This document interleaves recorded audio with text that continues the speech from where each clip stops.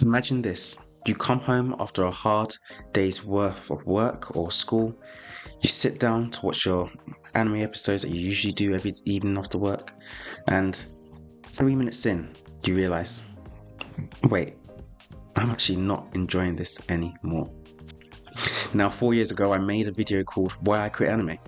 It came as a massive shock to some friends of mine, people who had been following my art career for some years, and also to a number of subscribers on YouTube and other platforms. But if there's one thing that's certain in life, it's that things change. And that's why I'm here to tell you about how I went from quitting anime to falling in love with it again. Now, there's a simple answer and there's a more complex answer to this question. The simple answer is the most obvious answer. It's just an amazing art form, and it connects with people, including myself, on several levels. Here's something that's created by highly skilled professionals, has a rich history, and has expanded beyond the borders of its origin in Japan to have a massive impact on our lives and the world that we live in. There's so much that's influenced by anime past and anime present. Now, those of you familiar with anime, which is probably most of you if you click this video, you'll agree with me on this. I don't need to preach to the converted. You know all the amazing things about anime. The deep multi-layered stories, the whimsical moments, and the often weird humor. The characters whose struggles we relate to so well, even though they're at such a vast proportion or vast scale. You know this. You've probably explained this to other people several times yourself.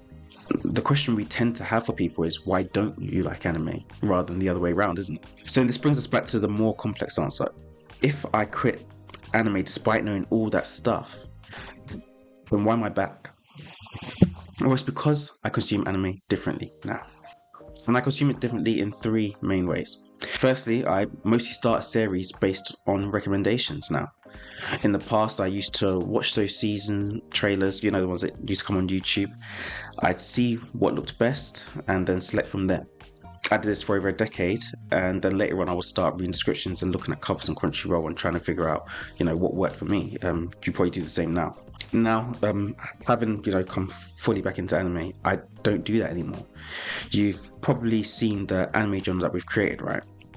Well, whenever someone recommends an anime to me, say for example, Solo Leveling, Dungeon Meshi, something like that, I listen carefully to what they say about it, if it appeals to me, and then I just, write it down inside the journal, and then I'll check it out later at my own time. Now, the thing with recommendations is that they're almost always based on anime that is almost completed. And by that, I mean completed either in terms of a season or entirely completed, since the individual recommending it would need to have watched either enough to have a solid belief that it's worth recommending, or watch the entire thing several times. Otherwise, they risk me never listening to that recommendation again. So they have to have confidence in this recommendation, otherwise they wouldn't recommend it. Now, the obvious downside to that is that I tend to be a little late to the party, but it comes with the advantage that the vast majority of shows that I end up watching are actually good, to me anyway. And that would be because I have good recommenders who tend to know what I like, and because I probably would have seen it around, whether in cosplay or in fan art, before that, because I'm a bit late to the party. By the way, if you have any recommendations for me, just write it in the comments below, and I'll definitely have a look into it, write into my book, and hopefully it'll be the next big thing for me. But yeah, that's the first change that I made to the way that I consume. I mostly started watching on recommendations. The second change that I made is sort of linked to the first.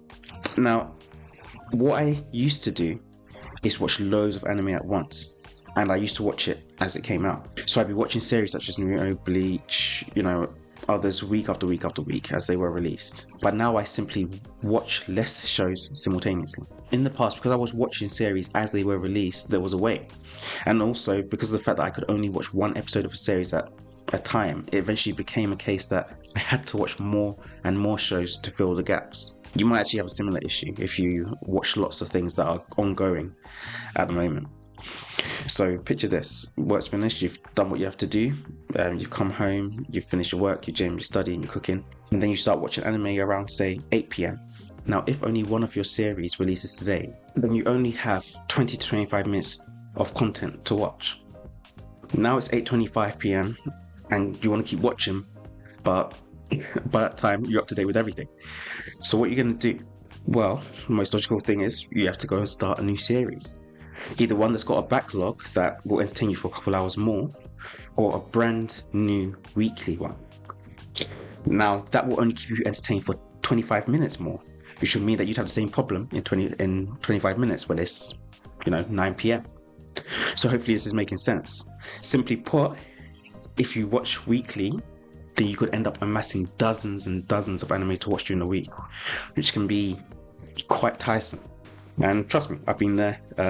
It's fun at times because you get such a large amount of variety because you're, taking in so much. But it can also be a drag at other times, and it means that you end up having to make a lot of decisions between, whether you'll finish or continue a mediocre series, and you have to make that quite often, and that's quite tiring. Nowadays, I don't really have that issue because I no longer watch anime series as they come out. I'm free to stack and split them across the week, month, or even year.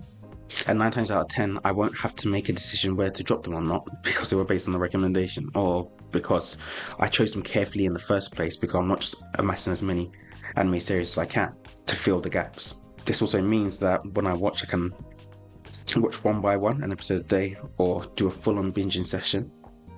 Either way, it's all at my own pace and it feels so much better. Now, the third and final reason that I've fallen in love with anime again is because of who I'm consuming anime with.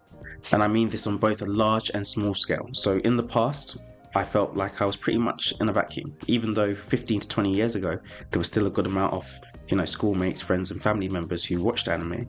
They were largely only watching the most popular series and didn't have that much of a desire to watch outside of that, which makes sense because even 10 years ago, anime, despite being fairly mainstream, still wasn't anywhere near the levels of mainstream that it's at now. But if you do jump forward to now, anime is fairly stable.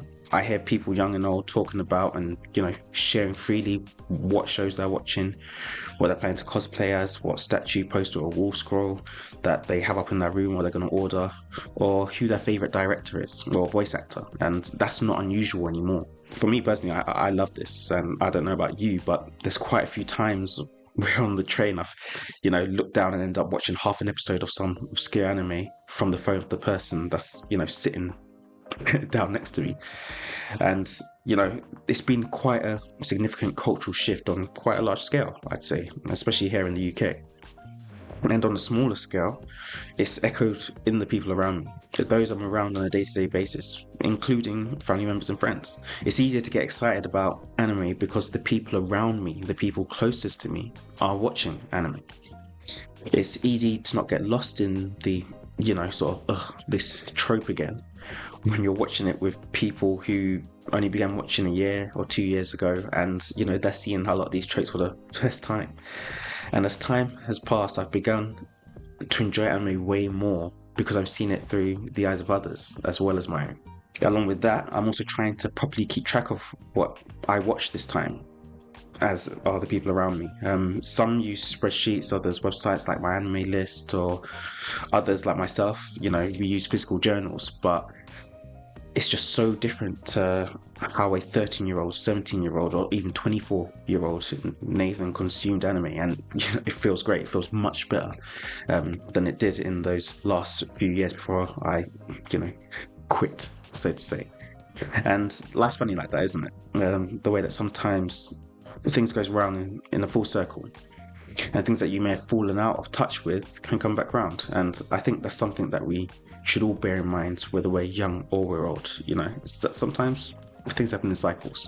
And I know a lot of students or recent graduates watch this channel, so I hope that leaves you a glimmer of hope, that even if you do find things that you once enjoyed aren't currently bringing you the joy of fulfillment that they used to, that something may reignite that fire again. It might be a person, a cultural movement, or just a change in perspective. But these things sort of ebb and flow. Now, for me, it was with anime. For you, it might be a musical instrument, a sport, or even a belief. But, one thing that we can always expect is change. And along with change, the unexpected. But I say, embrace it. So hopefully that made it clearer as to how and why I'm back in the anime game. Not only is there so much amazing anime about, but I've also changed the way that I've consumed it. And while I may not be able to watch as much as before, You can bet that I'm going to be enjoying the journey the whole way as I enter my 21st year of actively watching it. So why not subscribe and join me along the way? And why not send me a few recommendations as well? I'm always looking for people to chat about anime with, hear your views on things, and see what you're watching at the moment. So throw those down in the comments below if you can. So I think that's all for now. Let's expect more anime, video game, and storytelling content in the future as well. And you'll also get a good amount of art tutorials, lessons, and more. So stay safe out there. Until next time.